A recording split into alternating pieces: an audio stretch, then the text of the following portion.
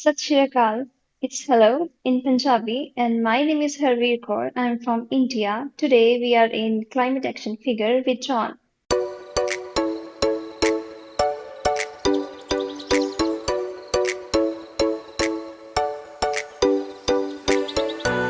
Well, hello and welcome to the 50th edition of Climate Action Figures. Can you believe it? 50 episodes.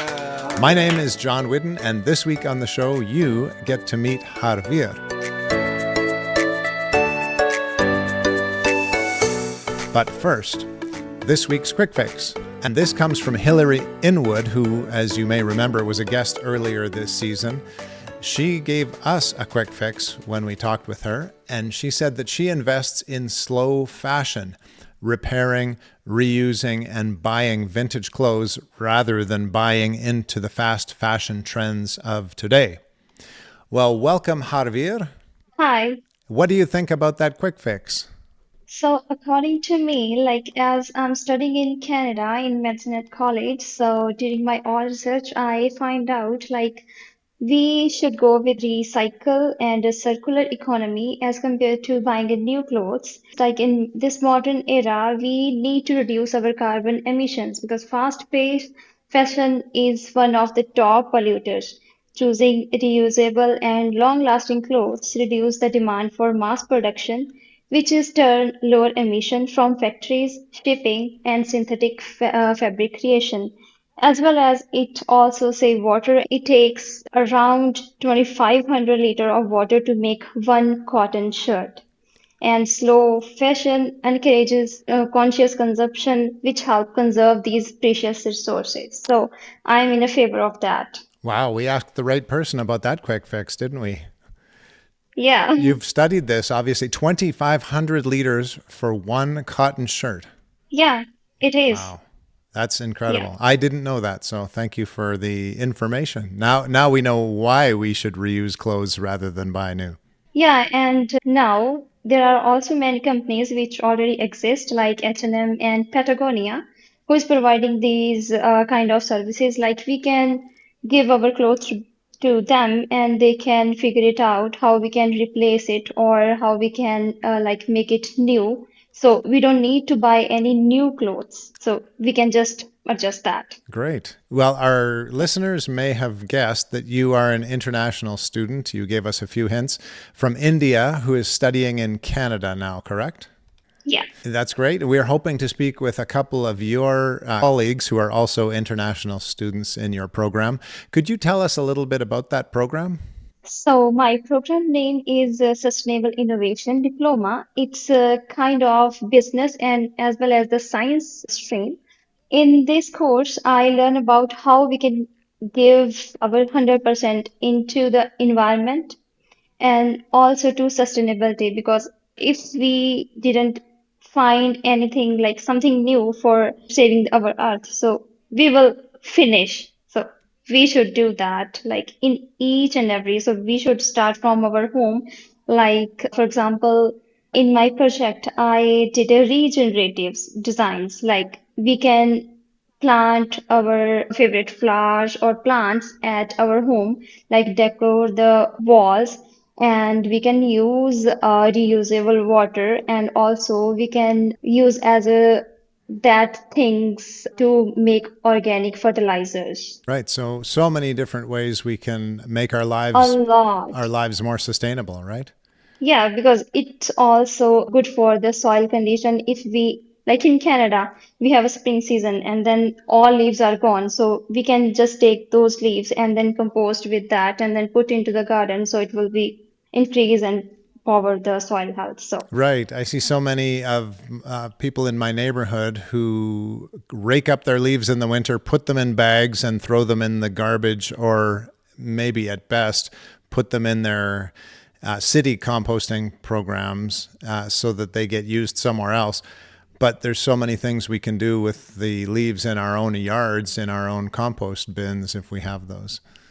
my father and my family is used to do these things because we have own farms. So it's very simple. It takes time, but it's a simple. So yeah. Right. So, Harvir, my understanding is that in your program, you got to do a project and yours involves cosmetics. Is that correct? Yeah, it's correct. So, why don't you tell us a bit about what you learned about cosmetics through that project? So through that project, I spent my 4 months on that project. Each and every person use cosmetics, if either can be men or women, any of them. So these things are include so much chemicals and plastic, which is harmful for marine and aquatic life.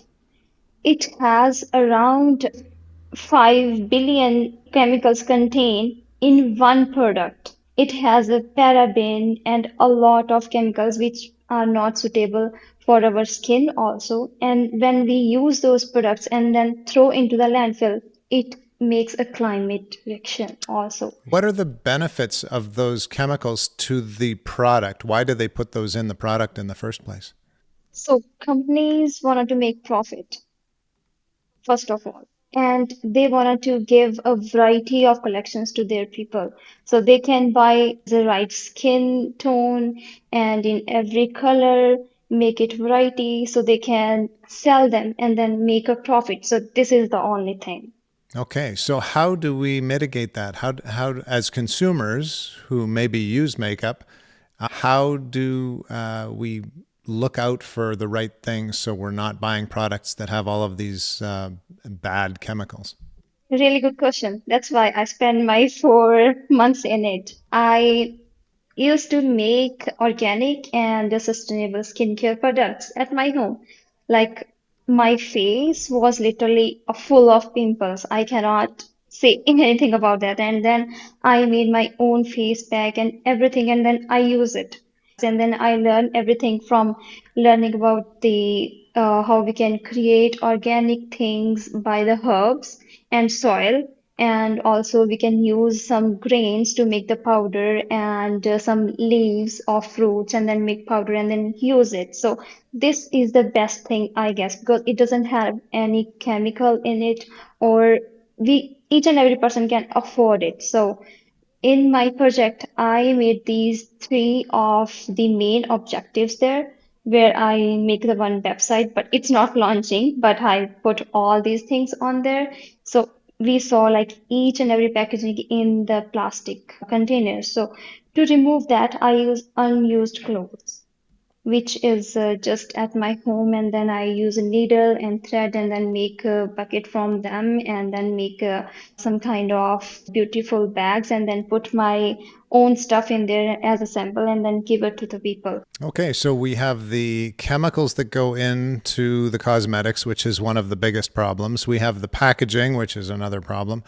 Yeah. If people are listening to you today and thinking, I really want to change my cosmetics, what resources would you suggest for them? How would people go and find better cosmetics, or a website maybe that helps them create their own cosmetics so that they can become more sustainable in their use of cosmetics?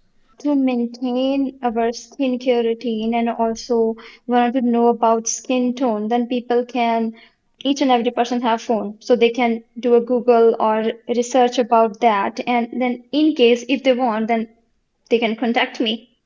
This is the only thing. Okay. Well, we can put some of your contact information in our show notes today. Yeah. And in your research, was there anything else that was very interesting that you learned about cosmetics?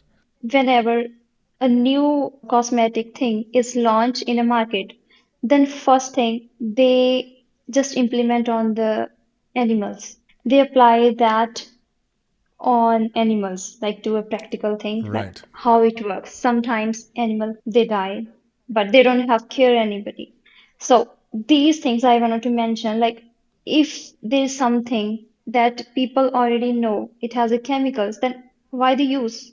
So Right. it's a money maker mind, that is it. So people should leave these things.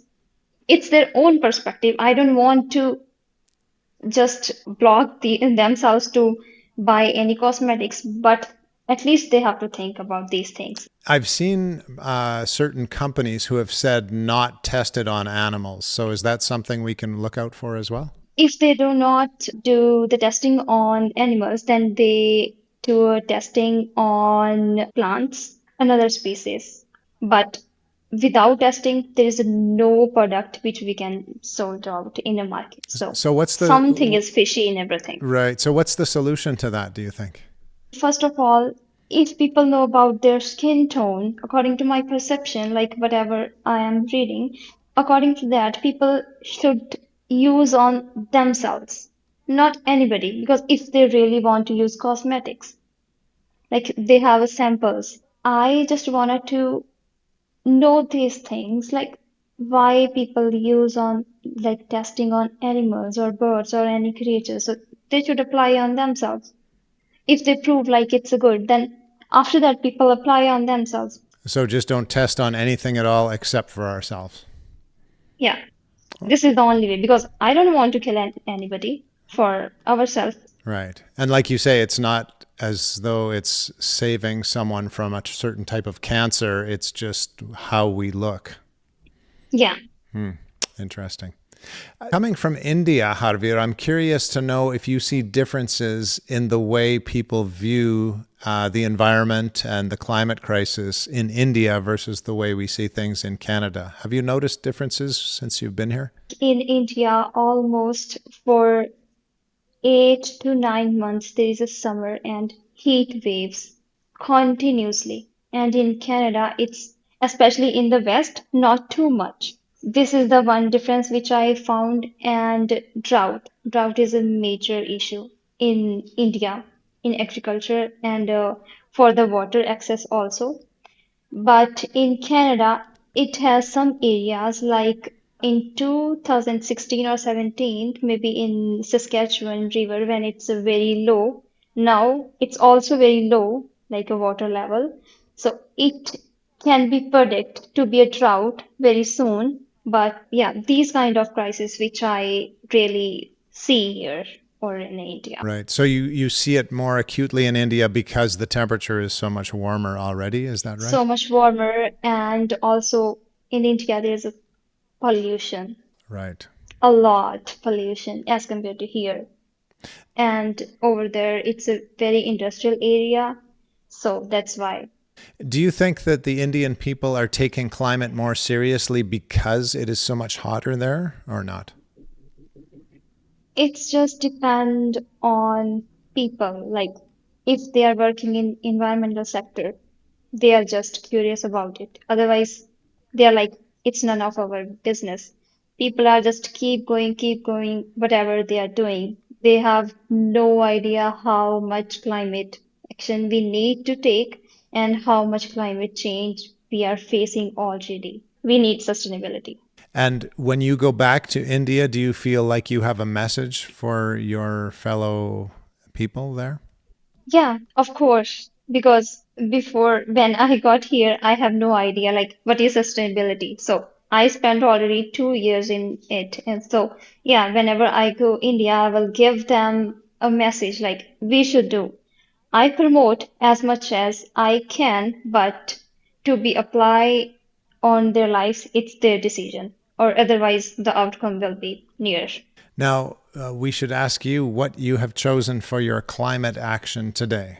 For my climate action, first of all, I just wanted to focus on plastic and landfills because 50 to 60% of landfills are full all over the world because of the plastic. This is my practicum phase, and I went 2 or 3 parks during this last week, and then I saw a plastic waste in the park. People just throw their drinks everywhere, and then garbage bag, napkins. They have dustbins just ahead, but they didn't put anything on there. It's a lot of things into the water, into the sidewalk. So, what do you do about that? Every day we just go for a walk to other places and then pick the garbage. And then people, you know what? Like every day people watch us and they're like, oh, good luck. I was like, literally, this is your trash which we are picking. Hmm. You should do it. But they're like, thank you for our community. I was like, You should come here. Right. Like I spent almost 5 hours, and it's so much heat. And then I was like, oh, thank you. I will do it, but you are not. So you hope to inspire others by them seeing you do this? Yeah, with my another students, like with my classmates and also with my supervisor. It's called Martha.